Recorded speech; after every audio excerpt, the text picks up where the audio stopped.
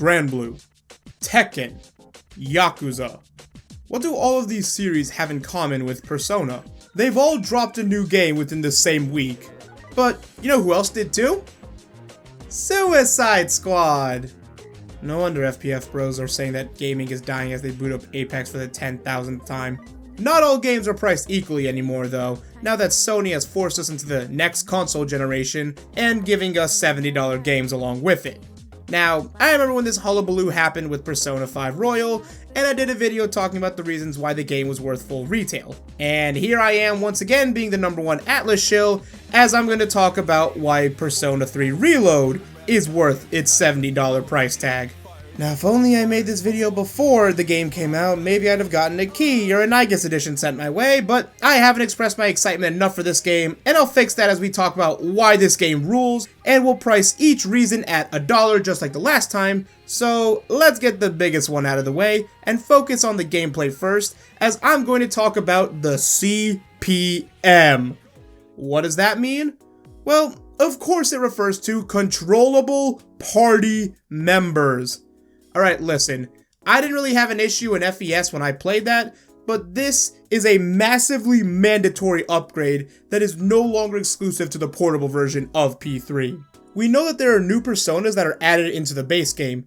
How many we're not really sure, but even early game will have some new faces to Tartarus, so this will offer a fresh experience.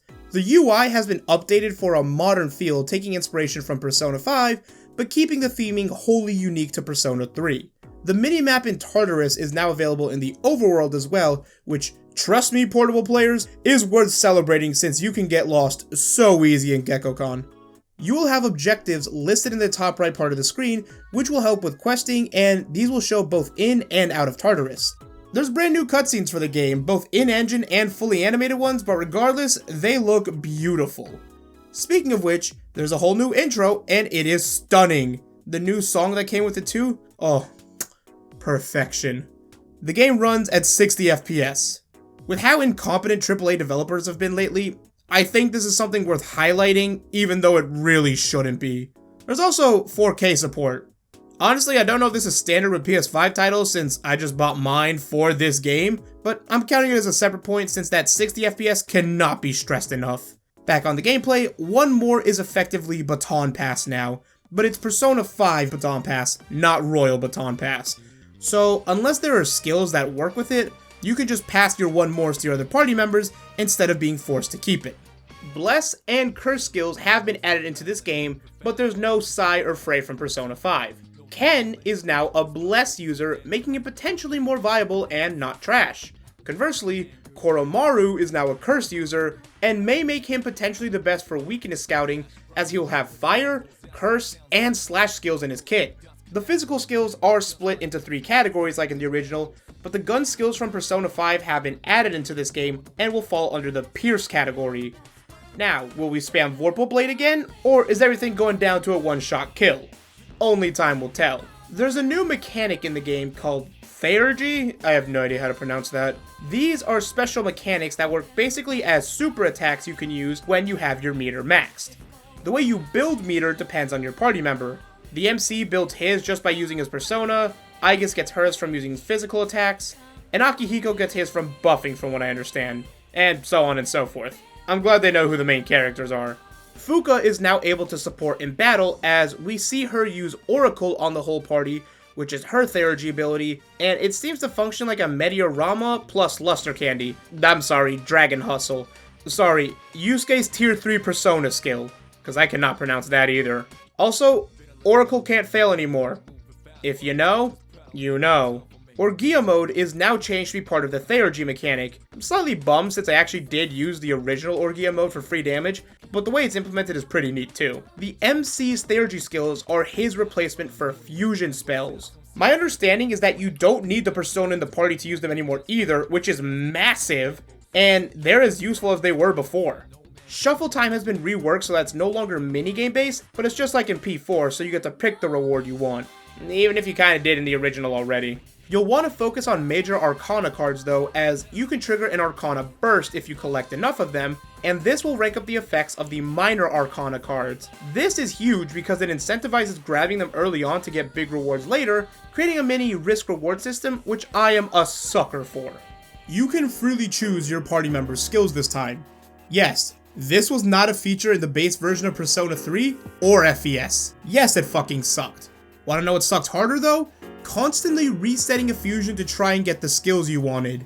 You don't gotta do this in this game anymore, as you can choose those skills too. Yes, this sucked, but honestly, it was way worse than Nocturne than anything else. Similar to the other modern entries, you can go to a cafe and have party members relearn their old skills. The party members have also had their learn sets reworked, so it looks like many of them got buffed. There's a fortune teller who can alter the state of Tartarus in varying ways. Elizabeth has a request for it early on, so make use of that to learn about it. The Monad, the grinding area of the game, has been revamped. A door can be seen when exploring Tartarus, which, if you beat the boss inside, will give you sweet loot and a better shuffle time. Monad passages also have many shadows in them when cleared that can offer a variety of different goodies, from weapons, items, or even costume drops. Characters will have little cut-ins the first time they use their Persona battle to add a little cinematic flair while adding some development. There are also going to be special cutscenes that you get between party members as you climb Tartarus, which is just new content. Each character will have a Persona 5-esque finishing screen that, while nowhere near as flashy as those ones were, are still pretty neat. Link episodes are bonding moments you can have with the party that work as the social link replacement for your male party members, which can grant social stats, fusions, and provide abilities for them. Social links can't be broken anymore, and I've seen the way some of y'all play. You're welcome for this being removed. For those who don't know, breaking a social link in the original meant you couldn't fuse or even summon personas of that Arcana. Again, you are welcome, P5 fans. Social link reversal is still in the game, but it's much less strict, as they probably removed the 60-day time restriction, just like how Portable and P4 did. Every social link is fully voiced. How the fuck did Royal not have this? This is awesome! Social links are no longer forced romantic with your female connection, so you're no longer a pimp for going for 100%. I will take that to mean that there is some hilarious consequence for cheating, or maybe they go down the P4 path and make you feel like shit. Again, only time will tell. You can now hang out with your allies in the dorm through various activities that can boost both your social links and your social stats.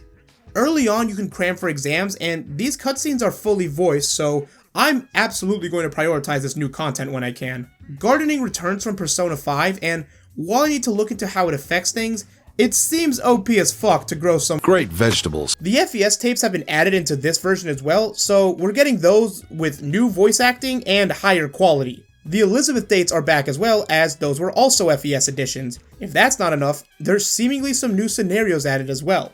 Speaking of which, there are new voice actors for pretty much the entire cast. Yes, some are 50-50 on this, but I personally welcome it, and I hope that fans give them the respect they deserve, especially since Alex Lee has been killing it lately, and I already love Zeno Robinson's take on Junpei, as he is doing phenomenal work with that character. The tiredness mechanic is gone from this game. To replace the ability to take a nap in the middle of class to restore your status, napping in classes now gives you social stats, specifically courage it seems. With tiredness gone, you might think you can't farm courage from being sick with the nurse, but if you see him the day after you explore Tartarus, you can still boost your courage stats, so make sure to check on him, especially if you don't plan on doing one-day clears. We can still cheat in class by using the network, which can also be used to see how people spent their time. However, it is disabled during exams, so make note. Or take some while you're playing the game. Alternate costumes were not in the original, but given how much they want to push that DLC, it's a given they'd be added, so that's not what I'm counting here. What I am counting are the sleek new combat fits you get, because they look so damn clean. They're also no longer armor, so you can put Yukari and Mitsuru in the sexy battle maid bikini without tanking their stats, and the outfit will be reflected in the UI, which is a very nice attention to detail. There are going to be some new skills added to this game. Per Shinji's trailer, we see him use Bloody Charge, which boosts his attack and crit rate. I'm not sure if these skills are exclusive to the party, or maybe he got it from gardening. Or maybe these are new skills you can use as well. Again, I'm not really sure since I didn't look into the leaks. Music. The soundtrack has been re-recorded, and now we have a new composer with our GOAT Lotus Juice back, doing more tracks than he did in the original. Honestly, I could price each song at $1 an entry, but I'll be generous again and only count this as one, when honestly, it could be half the damn value. We also get a new song as our player advantage theme, which is an absolute banger. Treasure chests were in Persona 3, but they reused the asset from Persona 5 and refined the mechanic, so now that there are some unique chests that you can grab. Twilight Fragments are a new mechanic that will essentially act as keys for the special chest. You will get them from exploring Tartarus or even just wandering the overworld at night. Those unique chests I mentioned need multiple sometimes to get their items, which creates another risk-reward system as clocks can now be found within Tartarus. You will need 7 Twilight Fragments to activate them, but they work exactly like the clock at the base level. Sadly, that clock also needs Twilight Fragments, so you're going to need to be smart with your SP early on in this game as well. This means that Mad Bulls in this game restoring 10 SP means a lot more than it would otherwise. Dashing is a new mechanic added to replace the inability to split up, but enemies will notice you more while you're dashing, so be wary of spamming it. Drops from enemies are no longer tied to side quests from what I understand. You will get regular drops from the enemies without needing to accept a request from Elizabeth. You have way less end lag on your swing when attacking, so whiffing a swing on a shadow is far less punishing now than it was in the original. They bring the stealables from Persona 5 back into this game, although with no third eye mechanic, it's just RNG as to which of the structures have drops. Yukari got an accuracy buff. Yucatan don't miss this time. Orpheus gets Dia in his base kit now, which might make him the single strongest starting persona in any of the games. The portraits for the party members are dynamic in this game, as there's some pretty unique ones you see from status ailments. As I'm sure you've noticed from the footage I've been using here, the areas in Tartarus are a lot more distinct from one another when compared to the originals. Instead of being just simple palette swaps, they each seem to have their own identity, which will help reduce the tedium of ascending the tower. Messages from friends work the same like they did in Persona 5, but businesses will also get your info and give you discounts. Huh. Only gaming could make me excited for corporate spam mail. Part-time jobs were something only available in Portable, but now they're in this version of the game as well. There are people in Club Escapade for once, but they're all frozen and it looks uncanny as shit. Honestly, this isn't a point, it's fucking bad, Atlus. Massive L. But there is an informant in the club who will be required for certain Elizabeth requests, and he gives you access to special links to forums, and it seems that these will unlock new features across the island. The Elizabeth requests are much less restrictive. I think you could only do 3 at a time before, which was really annoying, but that restriction seems to be gone in this game. Allies will have a blue exclamation mark over their head when they have an item for an Elizabeth request, which is a massive lifesaver. The amount of time I lost doing this in FES from resetting was absurd. You get special items after beating a boss which offer passive buffs. The first boss drops an item that boosts AoE damage, and the second boss drops the unlock for the Theurgy mechanic. Okay, I don't want to get into spoilers too much, but certain events in FES/Portable can be experienced by doing the Link episodes instead of just talking to them. I think that should give enough of a hint to veterans as to what I'm referring to. I had to look this one up since I didn't see anything on it in the trailers, but apparently there's not backup EXP for the party. However, I think there's some special thingy that lets you power level your other party members. I think it's tied to opening special chests in Tartarus, so take this one with a grain of salt. But this brings us to the final reason, which is the best reason of all, to buy Persona 3 Reload. And that is the fact that we can pet Koromaru now. And with that good boy taken care of, alright, I didn't actually think I'd find 70 things to talk about for this video, but I sure hope Persona 6 doesn't come at an $80 price tag because this is starting to get a bit ridiculous. As you can tell, I'm very excited for this game, and I'll be streaming it over on Twitch once I get everything set up, so be sure to sub to this channel to see when I'll make a post about it, or follow me on Twitter to get more info from there. I know that price is subjective to everyone, but if you think this game is worth the full price tag, go for it, and don't let anyone shame you otherwise. Lord knows I can't because I spent $200 on the Igus edition. What can I say? I play Xenoblade, I was into Robot Girls way before Nier Automata made it popular. And with that said, I'm gonna get up out of here and finally go into Tartarus.